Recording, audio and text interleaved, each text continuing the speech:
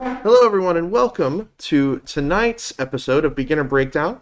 Thank you for joining me. My name is Alex Moellering, and I'm going to be talking you through our adventure tonight.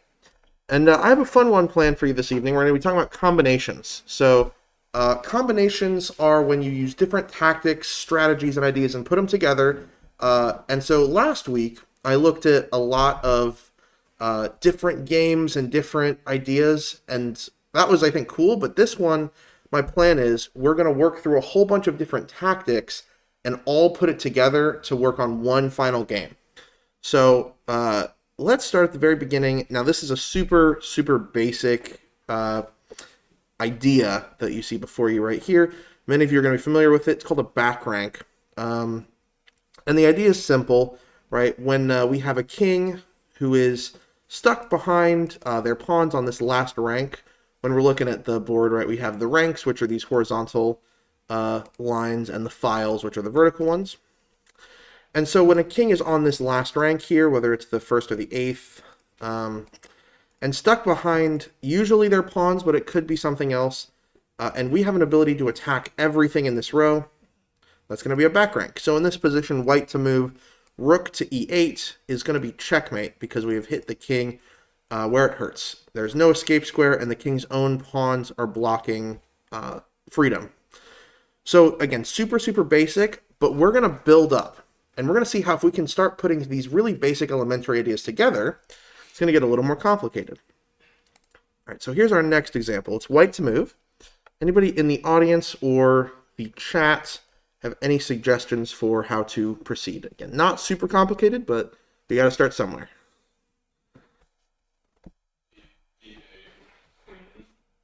Queen takes e8. Okay. And then rook takes. Or actually rook first. Rook first. Yeah, this is important. Because if we take with the queen first, then after rook takes, the king still has an escape. Now, we have a rook, so we're still fine. But if you take with the rook first, rook has to take because the queen is cutting off the escape.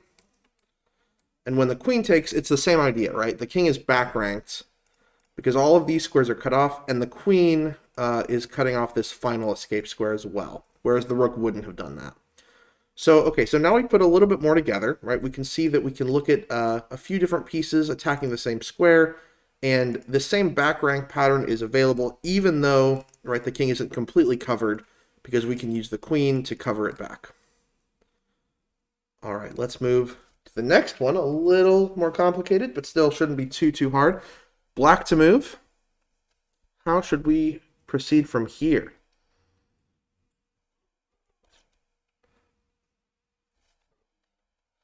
Okay, Rook B1.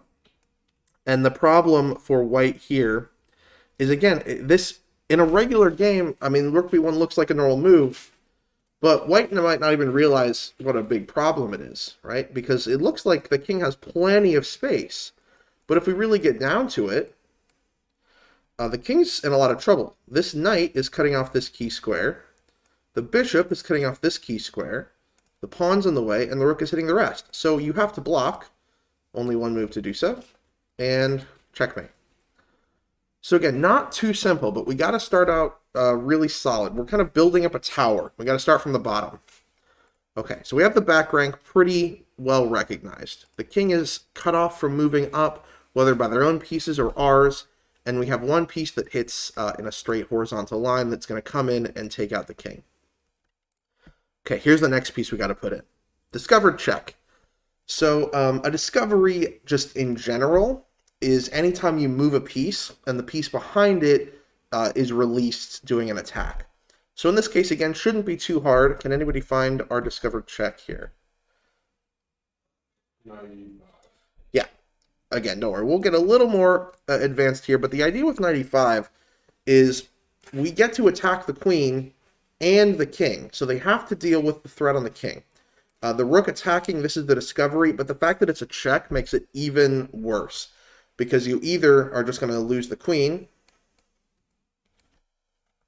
or it better would be to do this, and then at least you get a knight for it, but still, white with a rook is going to be more than adequate to finish off this game. So again, the main idea of a discovery is removing this piece so the piece behind it can attack. Let's move to this next example. A little more complicated, a lot of pieces on the board, a lot more options. So let's take a minute. And again, if you have a suggestion either in the chat or here in our live audience, feel free to shout it out, but take some time and calculate this position, see what the best way to continue for white is.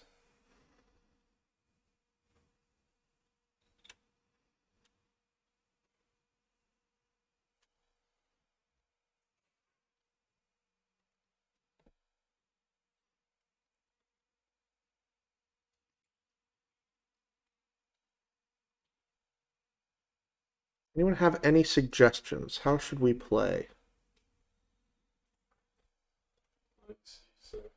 Okay, knight c6. The idea, right, we are calling check with the rook, and actually in this case also with the knight.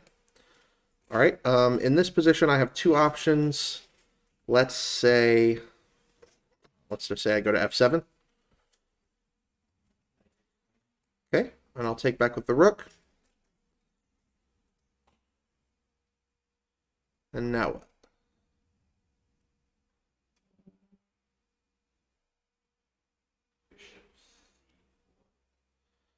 what? Bishop c4. Okay.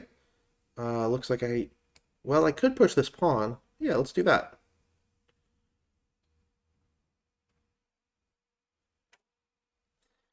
And I think we've gotten into a little bit of trouble, right? We started out strong, and we did win a queen, but in this position, it looks like there was some kind of trade here where we gave up our queen.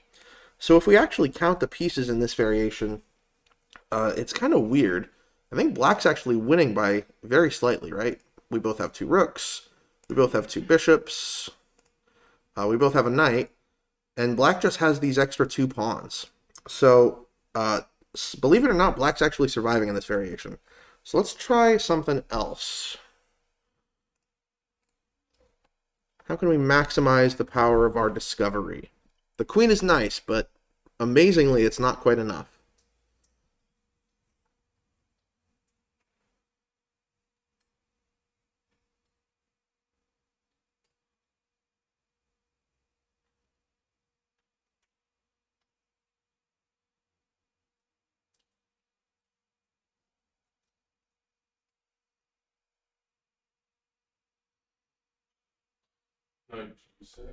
Okay, so this makes sense. Again, we're doing a double check. So same thing as last time. This time we're going to g6. And there's a subtle difference on this square that wasn't present in the last one. And anybody help me identify what's different about putting the knight here than on c6? The bishop's blocking the white squares. Yeah, so the knight on c6 actually gives black an escape. Over here, the bishop and the rook are coming together. So there's only one move. Anytime there's a double check, you have to move the king. Because obviously, right, if I take the knight, the rook still takes me. And if something, let's say this pawn is here, it can't take our rook because, again, the knight's attacking. So a double check is a really powerful tool in our arsenal. So because of that, the king has to move, and there's only one square it can go. King f7. And from here, how should we continue? Yeah. Knight h8, not just winning the rook, but winning the game. Cutting off every square, and this is checkmate. Let's go to our third example here. A little bit harder. A lot's going on in this position. So take your time again and see if you can find the best idea for white in this position.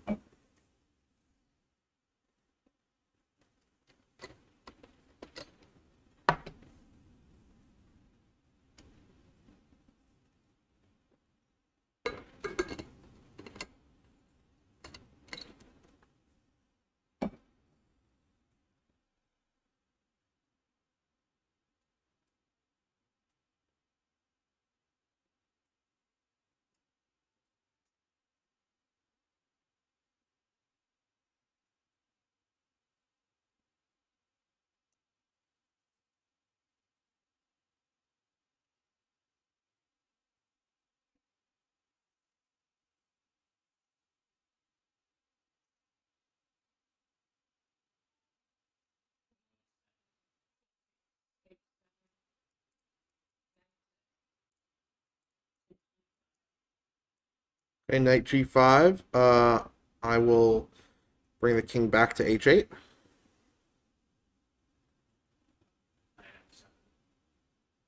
Knight f7.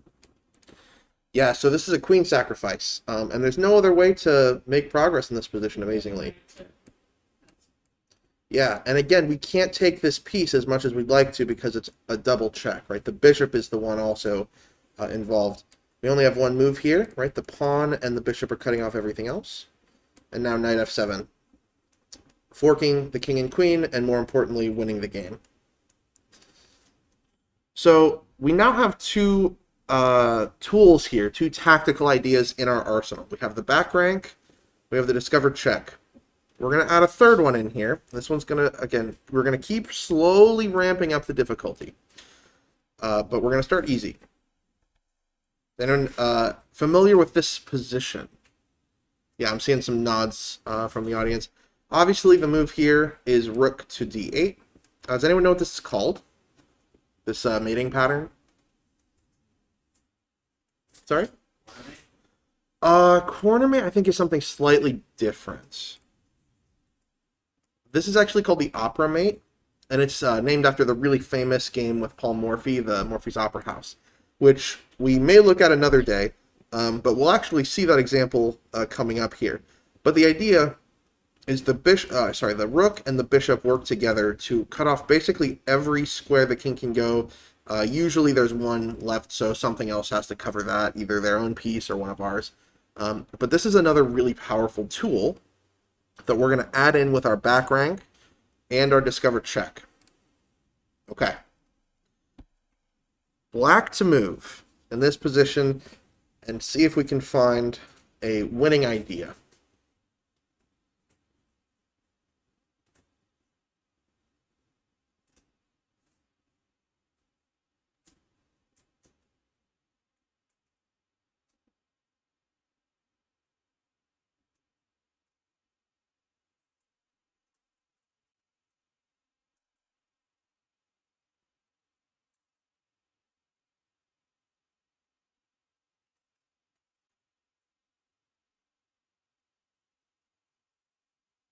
All right, hey, it's Feifei in the chat. Has an interesting idea.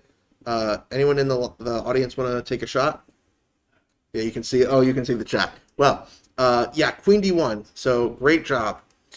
And again, it's kind of a bold move, sacking a queen. But when we can calculate it out, it looks fine. And the idea is our rook and our bishop are already in this beautiful spot. So we can give up the queen because we have our opera mate. And it's, again, similar to a back rank, except we're defending the rook instead of it just being farther away. And so we're cutting off all of these squares. King can't escape. So really nice find. How about this position? Black to move.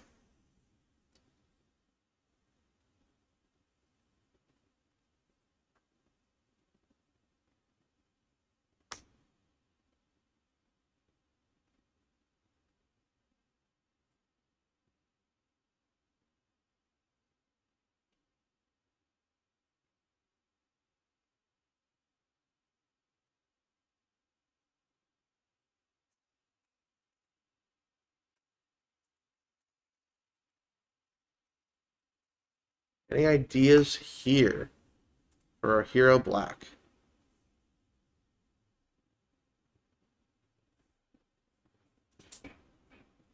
H4. Queen h4, okay. G6, or sorry, G3 to block.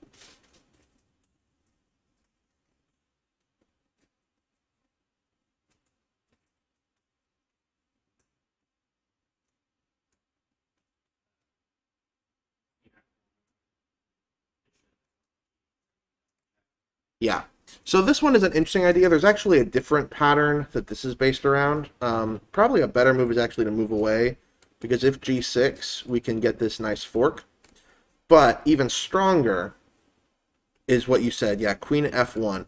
And again, very similar to our last position, where we put the queen here, forcing like the king to be totally stuck, and we get our opera. The same thing here. The king has nowhere to go. In this case, the king is the one who takes. And now how do we finish it? bishop d3, and again, you can't take our piece because it's a discovered check. So that's how that piece is coming into play. We have one option, king to e1, and hopefully, yeah, rook to f1, finishing the game here. All right, let's look at our next one. And this one is actually from the Opera House game, right? The famous game with Paul Morphy in the 1800s. So you may have seen this position before, but it's still really, really valuable.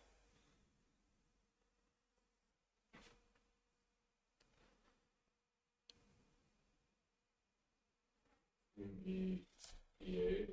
Okay, queen b8, knight takes. Bishop or rook. Yeah. D8. Exactly. And this is actually getting into an idea that we're going to talk about very briefly, but this is a new tactic called deflection. We're making this knight move away, and the knight is actually doing a really pivotal job of keeping our rook from this square. But because it has to move, right, that there's no other options, we get our beautiful opera mate. And our last example here, and hopefully you're starting to sense the pattern, but the point isn't to trick you, but it's to use these tools that we can build a pattern and put them all together to actually play a strong game. So how should white continue here?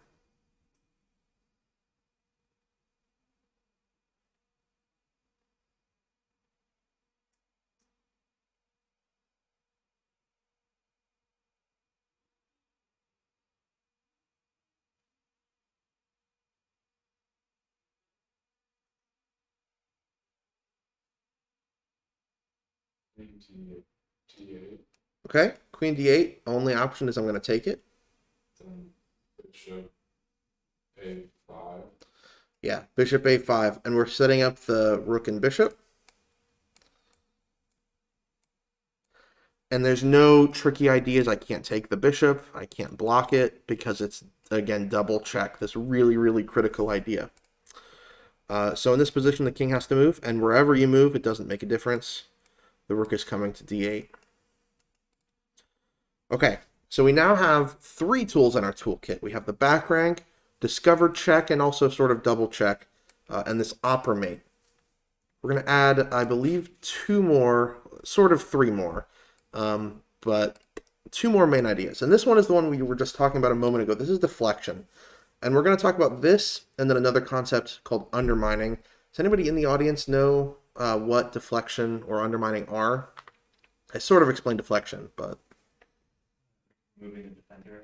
Yeah, we're making a piece that is doing some kind of critically important job of defending. We're forcing it away. So in this position, it's white to move, and we're going to deflect an important piece away from its job. Anyone have a suggestion for how we can get an advantage here? White to move. Bishop takes h7. Yeah. Bishop h7. And the king should take, but no matter what it does, it's been removed from defending this rook. So we're going to be ahead, right? We have a rook for a bishop and a pawn now. And the difference between deflection and undermining, we'll talk about when we get to that section, but they're doing a very similar thing. We're making a piece move somewhere it doesn't want to be because it's doing some important job. All right, this position, white to move and play the winning idea. We have an extra pawn. We would love for it to become a queen. It is desperately trying, but if black is able to stop it, it's going to be a draw. So what can we do?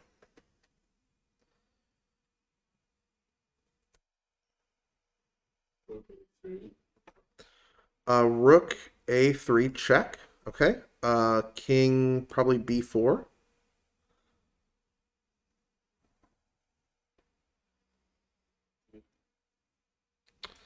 Yeah, and now we can move to defend the pawn, but then probably the king can just... Well, no, king can't go there, but maybe something like this. And the king's going to come after the pawn or the rook, and it's going to be hard to continue here. Someone in the chat actually found this one, and the idea is really critical. Rook G5. We're sacrificing the rook, but we're actually creating this pin.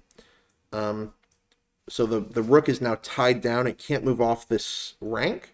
And so after they take, we get our queen. And coincidentally enough, we actually also get the rook, so we don't have to do the hard work of a queen and king versus a king and rook. So again, really important idea. The rook is doing a super important job of stopping this pawn from promoting, and we completely nullify that through, in this case, another tactic, a pin. So again, hey, it's Feifei, well done on that one. All right, deflection number 3. How should we proceed from here? White to move.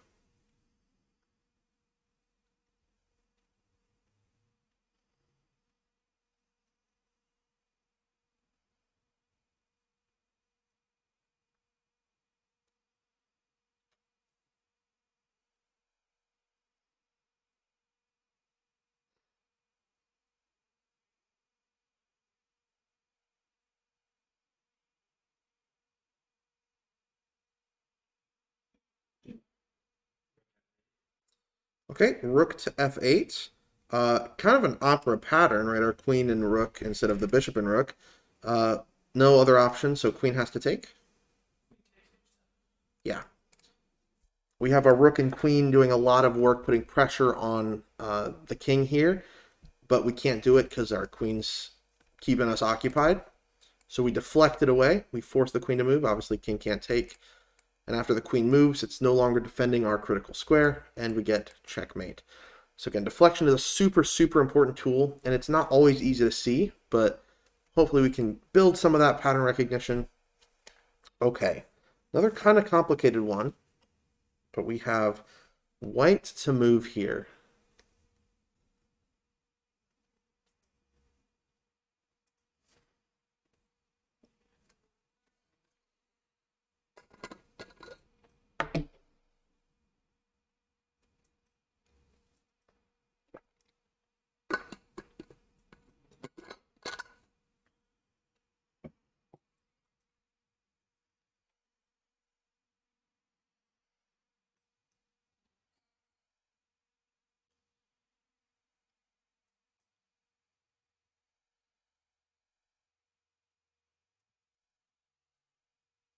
Okay, we have someone in the chat, Stung, I believe.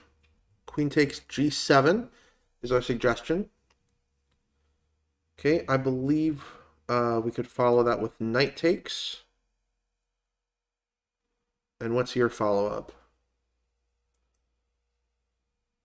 Yeah, the knight is defending the square. So, unfortunately, there's not going to be enough. Now, I'll tell you what we would love to do is we would love to have this kind of smothered idea, right, where the king is fully trapped because of our rook. But unfortunately, this doesn't work. Queen is covering. So how can we make any progress in this position? H4. Yeah, really beautiful. Queen h4. And once again, sacrificing the queen. But in this case, we are removing the guard. So probably the best move in this case is actually going to be like f6. And then we can just take the queen.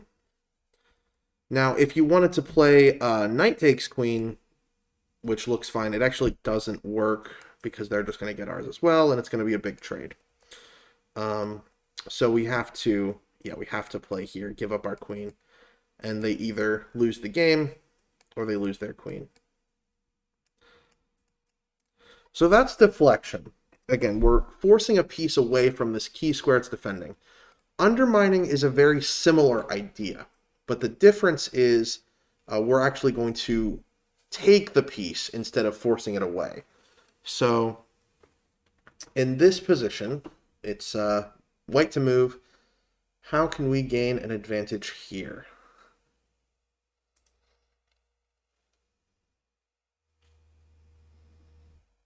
So again, very similar to deflection, but we're actually going to remove the piece instead of pulling it away.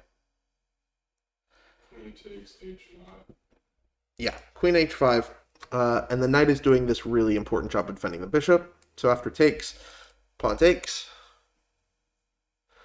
Now what? g7. Okay, rook g7, king h8.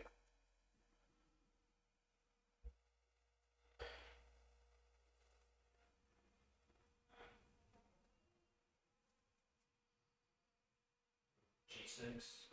So rook g6 looks really good. I think there's a bit of a problem with, well, I guess e5 I can still just take the queen. And rook g5 is actually probably going to be even a little worse because of the same reason. I would probably just play rook d7 here, and I'm going to win the queen. I don't think there's a way to force a checkmate in that position, but here it's going to be good enough when we have two bishops in addition to our rooks. Yeah, after rook g6, yeah, I think it's probably going to be the same, but I guess the difference is now they're going to get this piece. So we're still better, but I would probably go to d7. Yeah, Liberated Toaster, you got the right idea. All right. Undermining example 2. White to move. What should we do here?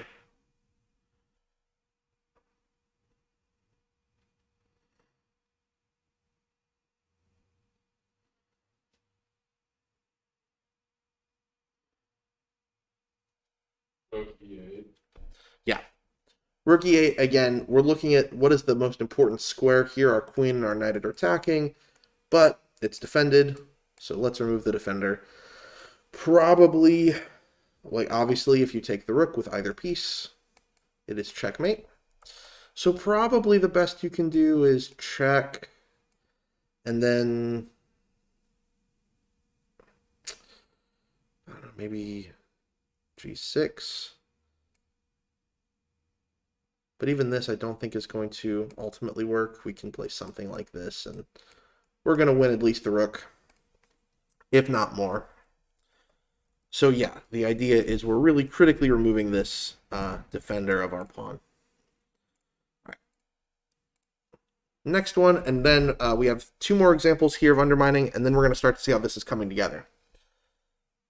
So again, black to move in this position. We need to find a way to break through.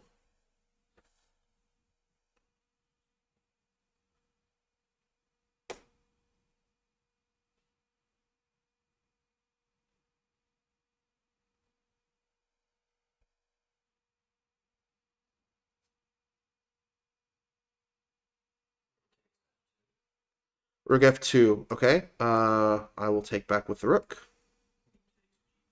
Yep. Removing the defender here. The pawn was our critical defender. King back to f1, and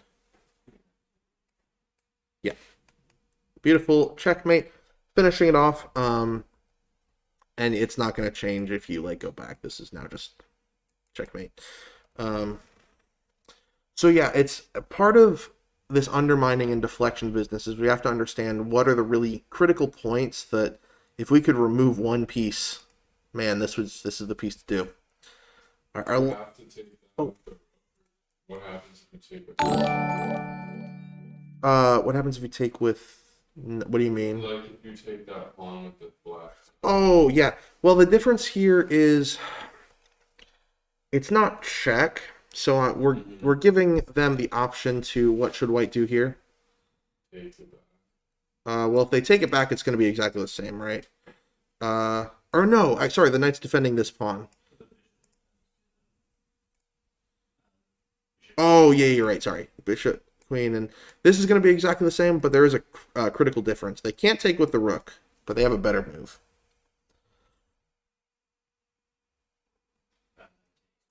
Yeah. Yeah, since it's not check, our queen is hanging. So we have to be a little careful there. But yes. Yeah. All right. Last example of undermining here. White to move.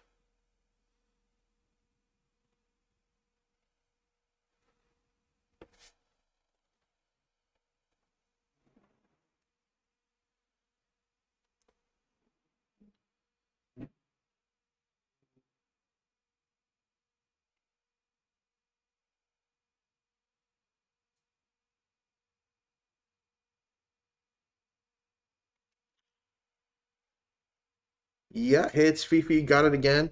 Our key square in this position is here in f7, right? We have our rooks beautifully lined up, ready to invade. Problem is the knight is defending, so what do? We remove it.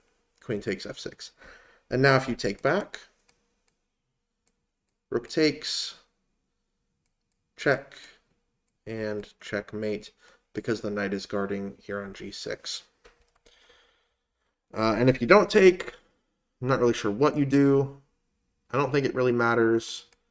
Yeah. Because the problem is, one, you've lost a piece at worst, but, I mean, even worse, I'm just going to sack here, and now my queen, and, like, this is over. You can try something like this, and then it's checkmate here, or if you take... You can't even take, it's pinned. So, yeah, that's rough. Okay, so now... tactics is fun, puzzles are fun, but I want to put this all together. So we're going to look now at some combinations where we're using some of these things together. Our tools on our repertoire are back ranks, discovered checks, and double checks, the opera mate, deflection, and undermining. So let's start piecing this together, and I have a few examples where we're going to do that, and then we're going to look at a game together that really puts all of this together beautifully. So again, this one a little simpler, but we're going to remove the guard. What can we do in this position as white to get an advantage?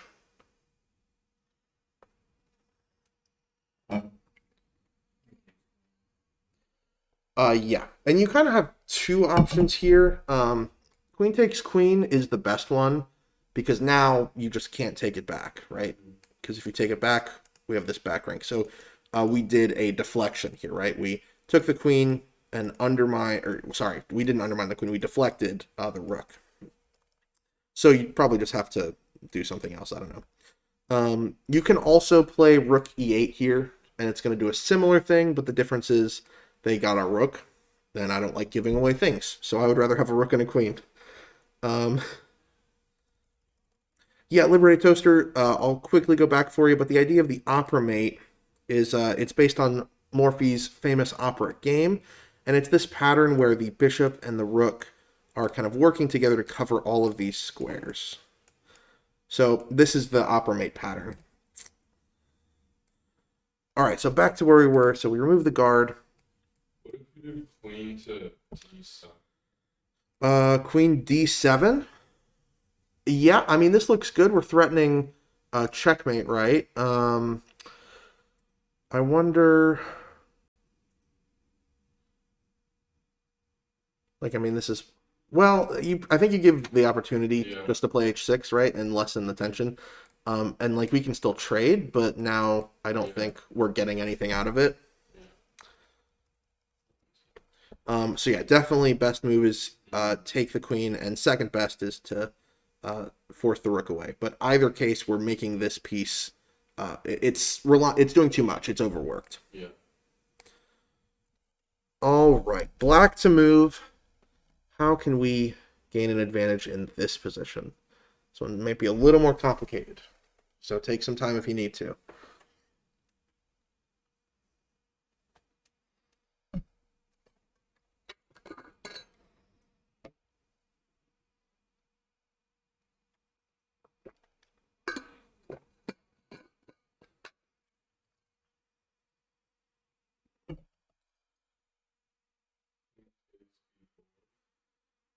Queen takes b4. Yeah, someone was saying something about g5, but I don't really know what that's about. But yeah, queen takes b4. And the idea is knight takes, and then what? E1. Yep, and king h2. Yep, trick question. So it's a back rank setup still, because even though it looks like the king has an escape, our bishop is covering the exit. And this one is actually kind of cool because it looks like white's probably not expecting this at all, because one, it's a queen sack. One, two, they have the back rank pushed, so they think they might be okay. And they have two pieces covering this square, but we can deal with both of them in one move. It's really just brutal. So probably best move is going to be something like here, but there's nothing you can do to stop it. At best, we've won a piece. Or sorry, at worst. So yeah, again, really, really good find. Next position here. We'll get to that. Hey, it's Fifi. Yeah, it's nice to spot these in game. We'll talk about that once we finish these next two. So, white to move. I believe, I don't remember what game this was from, but I believe the move just played was bishop to f5, attacking the queen.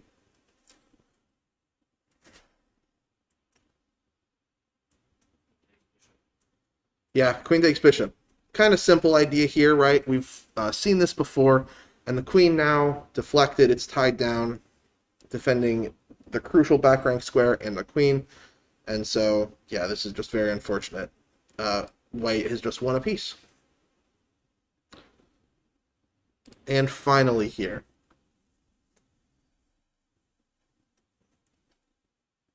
White to move.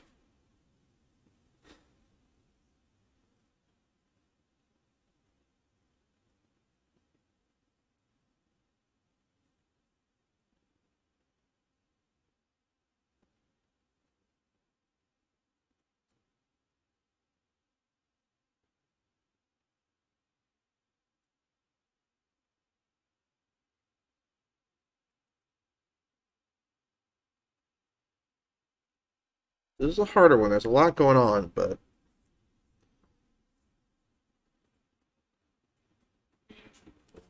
yeah, you and Stung in the chat both got it at the same time. Queen to g4, really, really brilliant move. Obviously, we're threatening checkmate on g7, but there's a few problems, right? Our rook is hanging and our queen is hanging, but you can't take either of them. Now, certainly you can't take the rook because it's checkmate, but you also can't take the queen because it's checkmate. And unfortunately, you have to stop you have to save your king. So actually, black's queen is the one that's hanging in this position, remarkably, despite all of the positions here. So probably something like g6, and you can take the queen. And you can't even take the rook because now we're still threatening this back rank.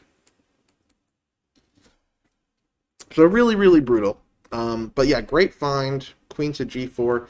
And yeah, to the point of tactics and seeing them in games is I have this thought, kind of this love-hate relationship with tactics where I think it's so good to practice them, and then I'm like, yeah, but I know that this is the critical position. So I know when I'm looking through tactics or doing puzzles that I can stop, spend my time here, because there's something here. Oh my goodness. Hello, MSN Outlook. We are not sponsored. So, yeah, because I know there's something to look for here. And it's hard to do that in the games, but the point, I think, of these tactics is to build that pattern recognition into your head so you've seen it before, right? We've all seen a back rank. And so having that in our minds, we're able to spot positions in games where maybe that will be a relevant feature, and that's just one less calculation we have to do, because we can see that pattern and then build from it. So all of that said, we're going to move into a really, really cool game that features all of these points. So let's keep them in our mind. We have back ranks, discovered checks, and double checks. We have this opera mate pattern, and then we have deflection and undermining, where we're either drawing a piece away or removing it entirely by taking it. And putting all of that together, we're going to start to be able to see how a grandmaster might play. So this is a super cool game. It was played in Ukraine in 1931, and there's a series of chess games called the Immortal games. This is one of them. This is called the Ukrainian Immortal, and it was between Efim Korchmar and Adam Polyak. So again, this was an old game, but it's got some really, really cool combinations that use a lot of these ideas. So let's see if we can figure it out as we go. Okay, so white plays e4. e5, knight to f3, knight to c6, and bishop to b5. So we have a Roy Lopez. Anybody in here play this for white or black? No? Okay. It's a super popular opening at all levels of the game, so if you don't play it, you've probably at least seen it. And I mean, it just kind of makes sense. White is developing their pieces in a very principled way, right? Knight before bishop, king side before queen side. We're preparing to castle, and we're putting a lot of pressure in the center. Since it seems like we have a little less of a familiarity with this position, let's just briefly talk kind of the point. Point is, again, we're threatening e5. I will say it's not a direct threat. And I don't know if it's the most popular master level. Yeah, a6. Okay, it is. So a6, and I think this is actually Morphe's move of choice, funny enough, in this position. But it seems like white can win a pawn, right? We're going to play bishop takes c6, pawn takes, and it's important to capture with this pawn. I mean, you can play this move, but this move saves us a turn in development. It's going to be easier to bring this bishop out, so activating that's important. And it looks like white can just win a pawn. There's a bit of a problem. How could black, kind of equalize this? Sorry, which one? Yeah, queen d4, probably the best move. You can also play queen to g5. And in either case, we're going to be hitting multiple targets. And so we're going to be winning back at least the pawn, if not more. So again, we're not just winning this pawn, but it does put a lot of pressure. And we're going to start to maybe work towards that. So that's something to keep in mind. And in this game, instead of a6 or like knight f6, which is the Berlin defense, another really popular response nowadays, black in this position played the move d6. And this is called the Steinitz Defense, or sometimes the old Steinitz Defense. And was played, again, more frequently in the past. It still sees play at all levels, but it has a few problems. Can anybody help me out identify maybe some opening issues with this d6 move? Yeah, that's one, right? We do allow our white light squared bishop to get in, but at the cost of kind of losing some versatility with this bishop. A lot of times you would like to play something like bishop c5 first before you would do this type of move. So that's one issue. Anybody have any other? Yeah, we got a Liberate Toaster. The knight is now pinned, absolutely pinned to the king.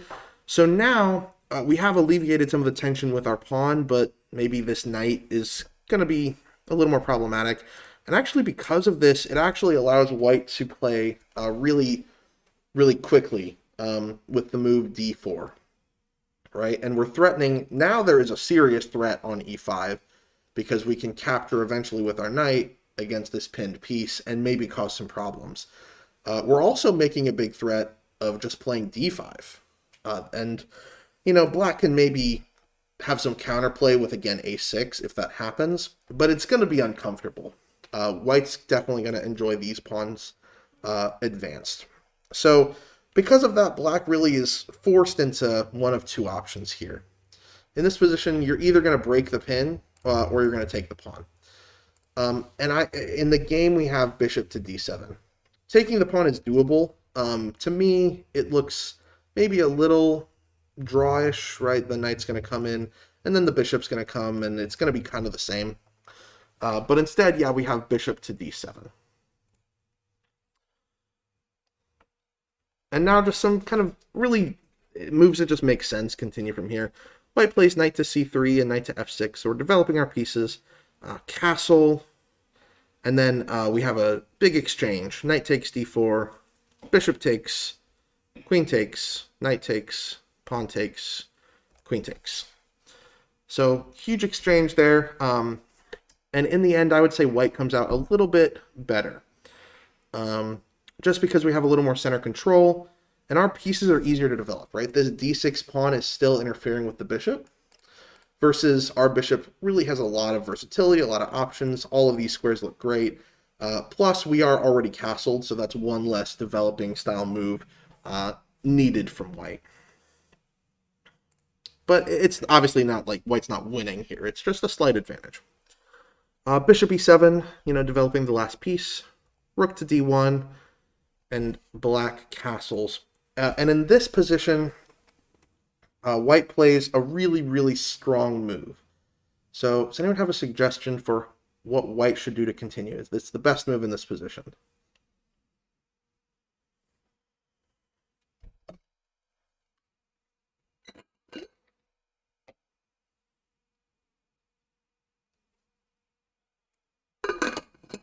I'm seeing a few suggestions in the chat. F4 and E5 have both been suggested. Any other suggestions here?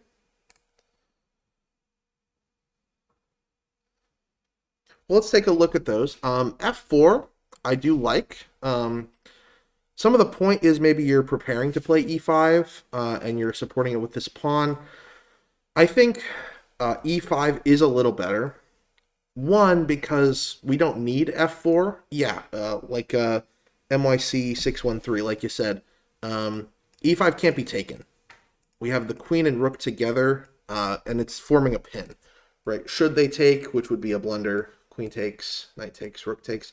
We traded queens, but we want a knight. So E5 can't be taken, which means we don't really need F4 to support it. The other thing with F4 is maybe one day we want this bishop on G5 or F4 itself. So we don't want to necessarily lock in our bishop a little more than necessary. So F4 not a bad move, but E5 really strong here. So in the game, this is actually now an important question. So how should black continue since taking the pawn just doesn't work?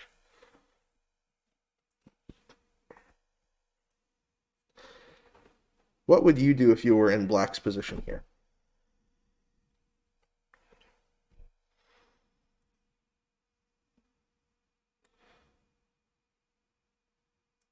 Okay, Liberated Toaster would resign.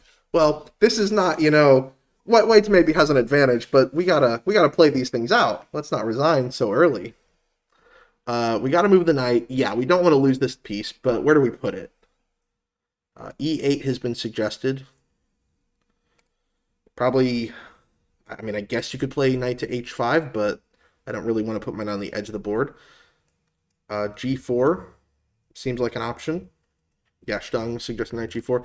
So what do you think is better between E8 and G4? Because those really look like our only two viable options. Anyone have a preference? Or if you have another suggestion? I think G4. Okay. How come? Because I don't want my knight on the back line. Yeah, this is definitely going to get us cramped. Blacks wants these rooks connected, and obviously the knight wants to be more active. Unfortunately, there is a problem with the knight on G4, as Hey It's Fifi has pointed out. Someone also suggesting queen to G4. But then, yeah, you just lose the knight. That doesn't work because the rook is defending. So, yeah, knight to G4. The problem is the knight can get kicked around. So something like F3. And now now the knight's really stuck. You can either go back to H6, where I will happily take you and just destroy this castle, which will be fun to attack later. Or you can take this pawn, and how should White continue here? Yep. And again, we're relying on the same pin. So we're either going to trade queens or not, but White gets the knight either way. So yeah, moving to G4 looks good, but it does have some problems. So knight E8 was played in the game for that reason. Okay. White plays bishop to F4, so wanting to support this advance. And again, still, we're capitalizing on the fact that this pawn is pinned. So it can't ever take. So whenever you have a pinned piece, you want to add more pressure. A5 played in the game, which looks a little odd, but there is a point to it. And the next two moves were rook to D3 and rook to A6. So we have two rook lifts. One of them is significantly better than the other one, though. I think the point of this move, right, A5 to open up the rook, is we're adding a defender to D6, and maybe recognizing that it's going to get a little clustered here on the back rank because of the knight. But because this pawn is on D6, the rook's scope is pretty limited. We don't have the option to come over and be aggressive on the king side like we would like to. Versus if we look at White's rook, this is a really great rook lift because now we have the option to go to any of these squares and just really mess with the king. And this is going to be a very powerful attacking idea for White.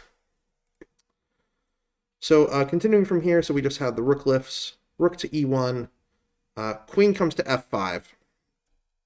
And this is maybe a bit of a mistake because it allows white to take some initiative here. So what should white play in this position?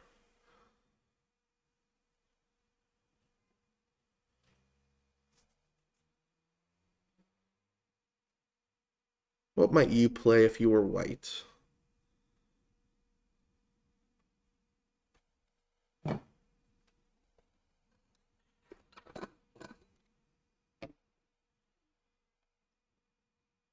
All right, thanks for stopping in. Hey, it's Fifi.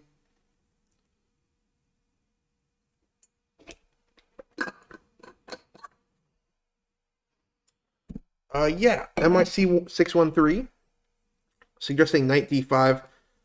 This is just a great move, right? We're centralizing our piece and we're making a huge threat. The problem with queen f5 is it's kind of just allowing this. We're threatening to take the bishop, which is not defended, and then fork the king and the queen. So this leaves black in a tough spot. Bishop to d8. Maybe not forced. I guess you could maybe play here, but then just g6 and it goes back. And so it's kind of forced. Maybe you could play like queen back to e6 and defend, but then there's risks of discoveries, right? So bishop back to d8. And now we can see there's a big positional problem, right? Black's pieces just aren't doing anything, and white's pieces are really beautifully placed in the center. But now our question is, how do we take advantage of this as white?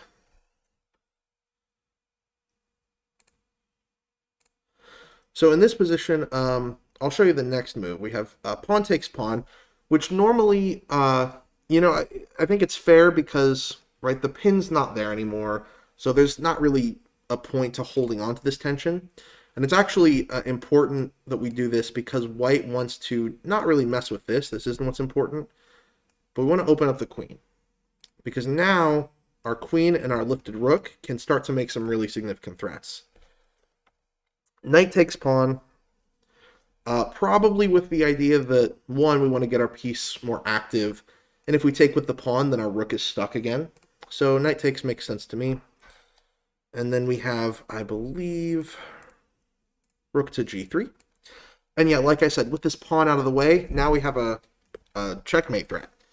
So let's put ourselves in the shoes of the black player again. What would you do in this position? How do we not get checkmated? How do we continue this game? What's the best idea?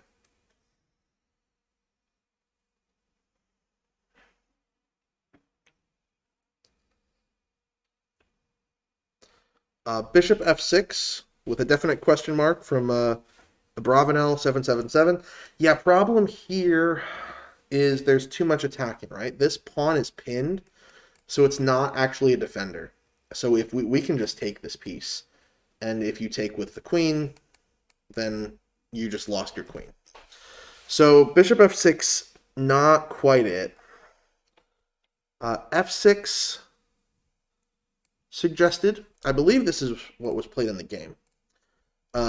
Let me ask, what if, what was the other move? Yeah, what if g6 is played? Right? Now one more spot moved. What? We can play knight to f7. Or knight f6, you mean? Yeah. Yeah, knight f6. Yeah, now this is a little tough. Well, let's see. What if bishop takes?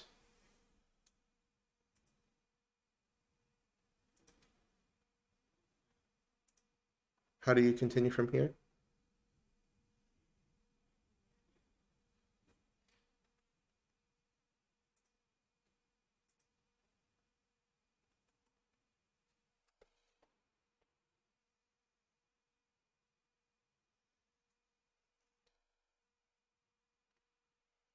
Yeah, I think the problem is the reason we could get away with it when the bishop was here is because we'd already lost that piece. Now there are enough defenders of this square that we can't just abuse it, unfortunately. But yeah, a few people in the chat have found, yeah, bishop h6 really, really strong. Because there's not really any good way for black to handle this. We're threatening the rook. We're threatening checkmate. The rook can't move because then we can still, or sorry, then we still have checkmate. So if something like f6 now, then we can just take it and maybe play something like rook f3. And this looks really, really rough. So g6 doesn't work. So in the game, f6 is the move that was played. And now with a similar idea, white plays bishop to h6, exploiting the pinned pawn and now hoping to, take with the rook. And we already saw if g6 is played, this is going to transpose to what we just saw. We will just take the rook and play here. And this is really unfortunate because, we have 3 pieces attacking. There's 2 pieces defending, and one of them's about to move. So for that reason, in the game, black played rook to f7. Knight e8 suggested. What's the problem with knight e8?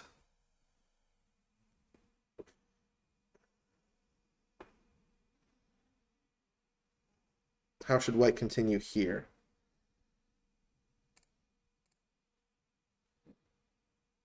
Oh, before f6?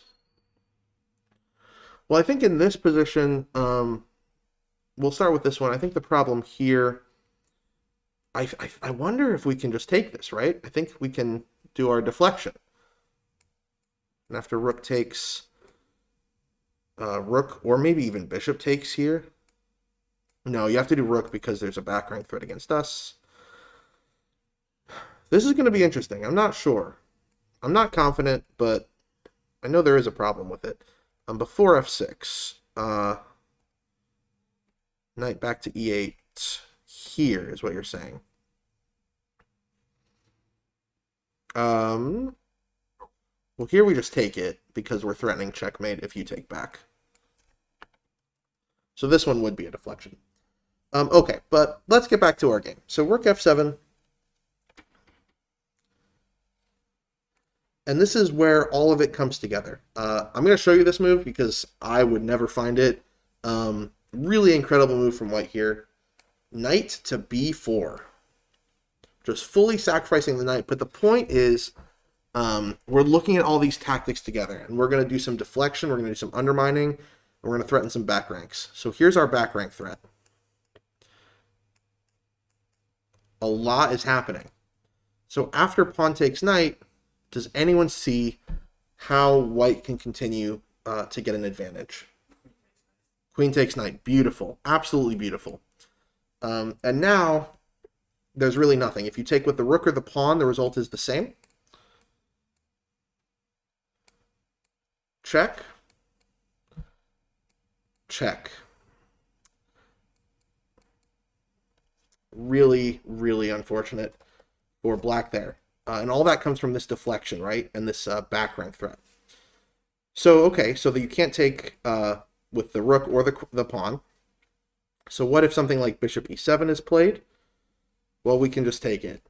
Again, same thing. If you take the queen, it's going to be the same as we just saw. If you take the rook, probably just here. Maybe not. Ah, yeah, queen d8 first. King comes out here, then we take here, and now, yeah. So, queen takes d6, really beautiful idea.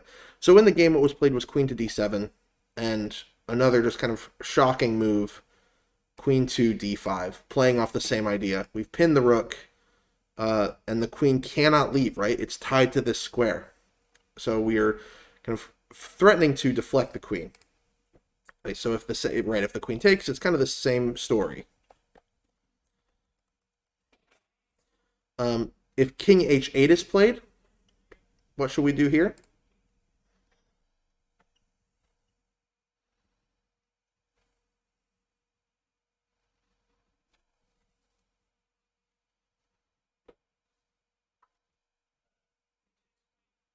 Queen takes queen, rook takes, back rank. Brutal. So in the game, because of all that, you can't take, you can't play the king to h8, so king to f8 was played. And how did white finish this game? Just with style.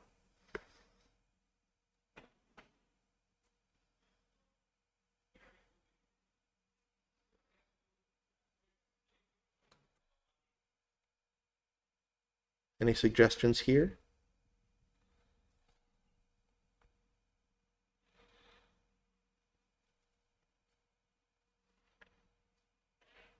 Rook D6. I think that was, oh, right now. Oh, you were looking at if rook, sorry, here, and then if rook D6. Is that what you're saying?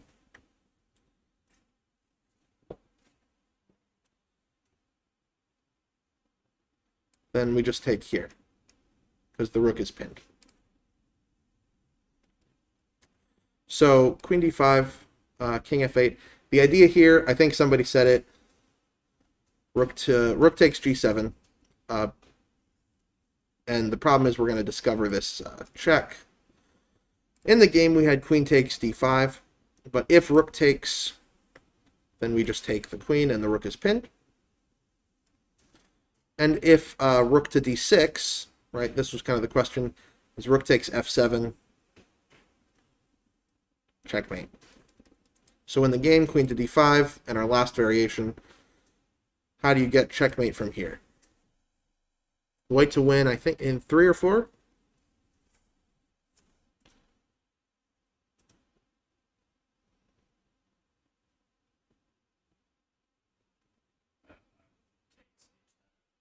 Rook H7, I don't think works because of here.